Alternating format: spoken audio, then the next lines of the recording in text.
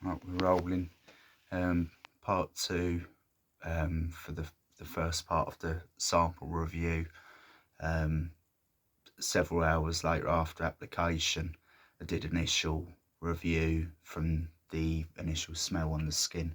Now I'm going to do a dry down review as well as the longevity of what I put on.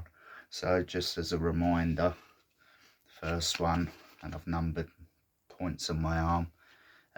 This is the Dior Sauvage elixir, and obviously it's well reviewed, well received. It's quite strong, and it's filmed, say, it's about 6.5 hours after application. So yeah, it's just as strong as it was. If anything, I'm surprised that the dry down hasn't really changed that much from the initial application. If anything, usually with an elixir or an EDP, the on the skin dry down is very different than the initial like burst that you get.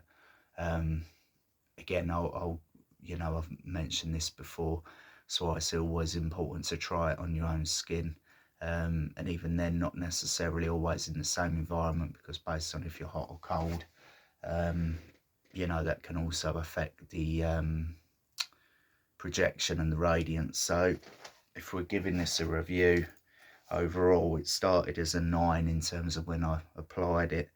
The dry down, I don't want to say it's disappointing, but I thought that it would be, again, people's body chemistry, skin is always different, but I believed, or I went in assuming, due to other reviews or people raving about it, that I would get more projection. The longevity has been pretty good. So in terms of the lifespan longevity, it's as strong as when I applied it. So I'd probably give that a 10. And this is some fragrances can last longer than, or it feels like, all day. As I said, it's 6.5 hours since I applied it. So, it's not like I'm going to come back in a few more hours. It's still, the likelihood is it's still going to be there. So I have to give that a 10.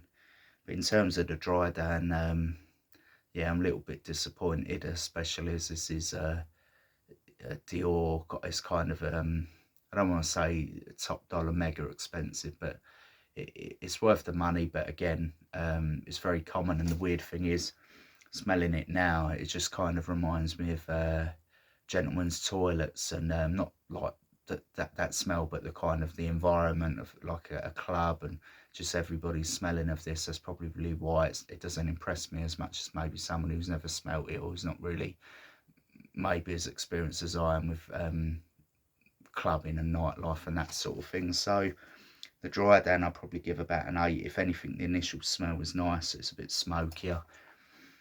It's quite pleasant now, but it's nothing special. So that evens out as a 9 initial, a dry down of 8, and a life or longevity of a 10. So again, I don't like to give half marks. I don't want to just give it a 9 or a 10 for the sake of it. Personally, I think it's very nice, but for the price and the fact that, I've smelled personally better fragrances, I've got to give it an 8. Again, if it was half marks, maybe a 0.5 for longevity, but let's just give it an 8. So that's that one done. And then it's the Paco Rabanne EDT. Now, I've had this years ago, and they've clearly reformulated it, because literally within 2 hours, the if that, it just completely faded off of my skin.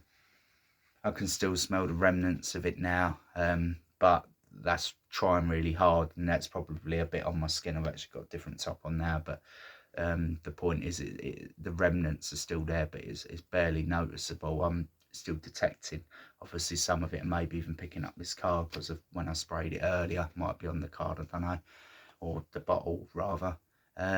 Yeah, so that's pretty disappointing, but then it's to be expected as it's an EDT.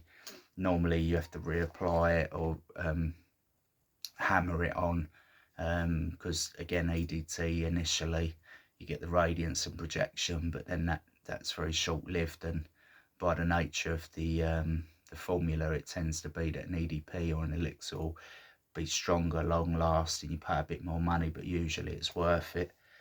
So yeah, the dry down, it didn't really change, to be honest. It weren't expected to. So I'll probably give it about a 6. It didn't, didn't evolve. It's fairly faint now. And longevity, I'd say, yeah, there's remnants of it, but it's very faint. It's barely a skin scent. So I'd probably give that about a 5 if I'm being generous. I think the original was slightly stronger, longer lasting. But again, that's what happens. Like a lot of things have become popular, a product. The companies make the money and then they reformulate. They tend to weaken and take out raw materials, use more synthetics. And again, I always remember this being very popular clubbing wise and going out, but it's a bit sickly sweet, and I think there's better things out there now, which will lead me on to the other Paco Rabannes that I've used, which I think are better for the samples, I mean. So, okay, so an overall, so initial 8, dry down to about 6, and the longevity lifespan about a 5. So I don't even really want to give it a 7 because I'm being generous with the longevity. If anything, I want to give it a 6. The original probably would have got a 7 because even as an EDT, it would last, an extra hour or two from memory, and the dry down would be a bit nicer and a bit more stronger, even if maybe it was more synthetic back then. I'm not, obviously it's been several years, over a decade since I had the bottle, but anyway, so I'm going to give that a 6. And if anything, it could have even gone to a 5 because the lifespan and longevity is just really bad on it. Probably one of the worst EDTs or just fragrances I've used in a long time, where the longevity is just pretty bad. So it would need constant reapplication, which obviously costs more money for you. So yeah, on to the third one, which is the Invictus Victory Elixir, which is Paco Rabanne as well. All full design choice with the, slide this up and squirt, the little remnants onto the skin. There's hardly anything in the sample as well. So, bad on both fronts. Actually can smell it now through the car because obviously it broke the seal on it and applied it earlier. And this was kind of surprising because for an elixir I was expecting it to be a lot stronger, and the weird thing is, going about the day, as it was roughly 6 hours ago from reapplying it, you get like the wafts of it, the sillage or the effervescence of it drifting around where I am and what I'm doing. So that's kind of interesting because I didn't really get that off the Dior Sauvage, but initially when I put it on, it had that radiance where that's kind of gone down to a skin scent. Now remember, I only put on 2 sprays of the elixir, I've not hammered it on. And obviously the EDT, I did an extra spray to make up for the fact that it's a weaker concentration. But yeah, it's pleasant. It's like soapy kind of shower gel, like a freshie. But again, nothing really special. So the initial, I gave it a 7. The dry down I think stays about the same. Didn't really evolve on the skin. The Dior one actually changed quite a lot, from very smoky to musky, kind of going out to kind of more skin scenty but fresh and clean, So again, just commenting on the notes I've made from the first time I've ever put it on the skin. The longevity, it's still there. There's still there remnants of it. So again, not quite as strong as the Dior Sauvage, and again, for some reason people seem to rave about the strength of that on my skin, albeit yeah, I've only applied like 2, not overly generous sprays, we could say. It wasn't as powerful as I thought, but it was still decent and the best of the ones that I've used. But in terms of the Invictus Elixir, I was kind of disappointed because again, it's not just the marketing spiel. You pay more money for these elixirs that are basically what EDTs probably used to be back in the day, but that's the marketing for you, and you have to pay the price for that. So yeah, it's pleasant, but again, nothing special. As far as I'm aware online, again, I've not gone over all of the notes because I don't think it's worth doing for this video, but yeah, I was again a bit disappointed. I think not buying into the marketing spiel, but just knowing that it's an elixir and it's a decent house. Paco Rabanne, you would associate it with a high quality, Funny enough, I have had a sample of a newer Paco Rabanne with the little robot. I think it's called Phantom, and it was the Intense Parfum version of that, and that was very nice. So, like, again, I just did that as a smell, not on the skin. I'd give that about an 8. So if you were interested in alternatives, that's something that I could recommend. Again, you'd have to try it on your skin. You don't try it on a card. You can do, as I did, I wanted an initial smell, but you want to smell it on your skin. So anyway, the lifespan, longevity for the Invictus is still there. But I think within an hour, it's already quite faded now in comparison to the Dior. That's still very strong. If anything, I can kind of still smell that from there. But I have to get right in there with the Invictus. So I'd say within an hour it's probably gone. So it's been over 6 hours. That's okay. It's not the best, not the worst. I'll probably give that about a 7. So that's literally 7 across the board, and I'd probably say for the money and all that, is probably about a 7. It's decent, but it's nothing special. It's above average, and what more can you say? And then on to the final one, which is again another Paco Rabanne. Weird how it went like that. I literally just pulled out the first 4 out of this bag that I've got behind me. I've got a load of bloody samples I need to get through. So this is one way of doing it. This is Paco Rabanne 1 Million Lucky. So just to show you the difference between the gold block and this one, it's a silver one. Slightly different ingredients as well.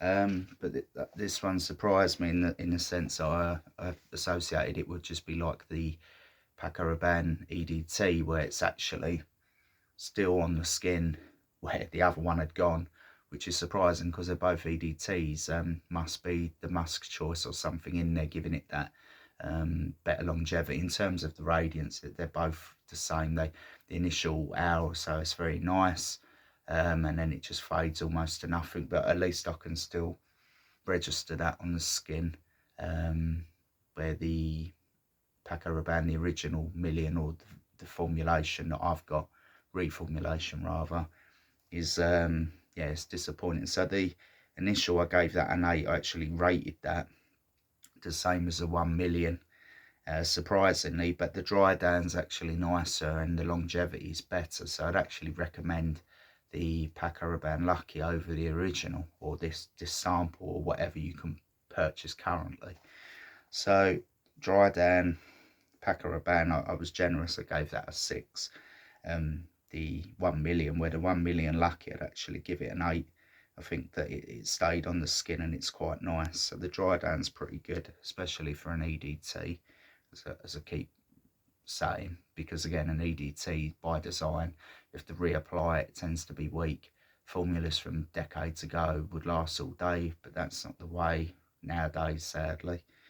Unless you're lucky and you find some like I have, like the Jean Gaultier EDT, that still lasts several hours on my skin. People's skin is different. That's why, again, I go back to the importance of applying it on your own skin.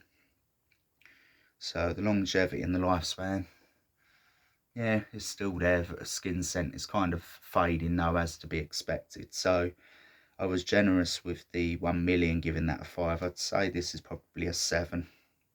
On par with, funnily enough, the Elixir of the Invictus, which is nice, don't get me wrong. It's stronger, obviously, than the EDT, but I was expecting more from that. So if anything of the lot, I was probably disappointed with that. Obviously, the Dior Sauvage I knew was well reviewed, and rightly so, but I think it's a bit overhyped for, like a lot of things in life. If everyone jumps on the bandwagon and reviews it and just everybody buys it, like an Apple iPhone, without going all political and off on a tangent.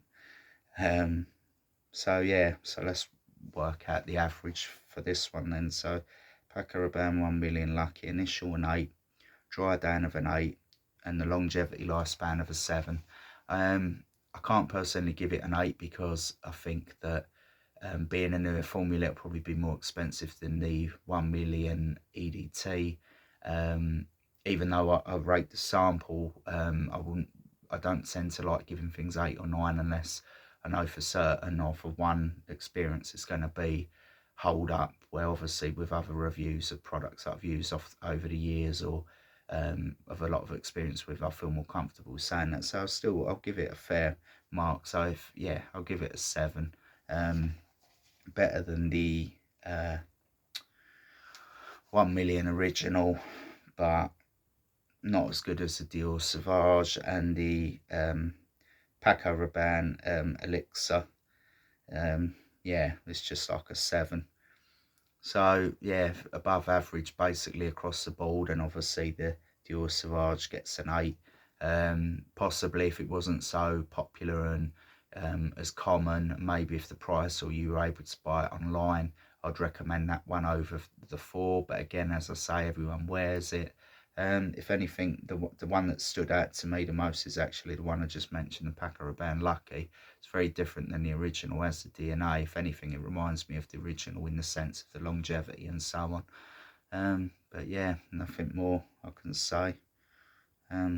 So yeah, I'm going to end it there.